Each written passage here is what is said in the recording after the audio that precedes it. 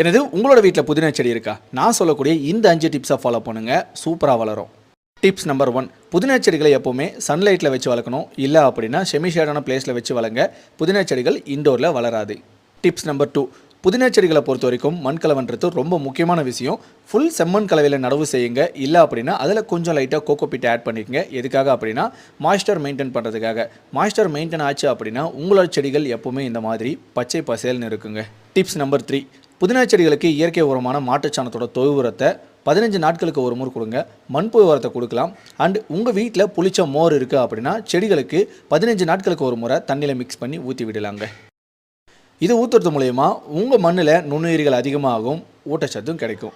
Tips number 4, புதினா செடிகளை ரொம்ப ஈஸியான மெத்தடில் ப்ராபகேஷன் பண்ண முடியும். ஜஸ்ட் சின்ன சின்ன கட்டிங்ஸை எடுத்து தண்ணியில் போட்டு வச்சா போதுங்க. கரெக்டாக ஒரு வாரத்தில் உங்களோட செடிகளில் இந்த மாதிரி வேர்கள் வரதை பார்க்க முடியும். இதுக்கப்புறம் இதை எடுத்துகிட்டு போயிட்டு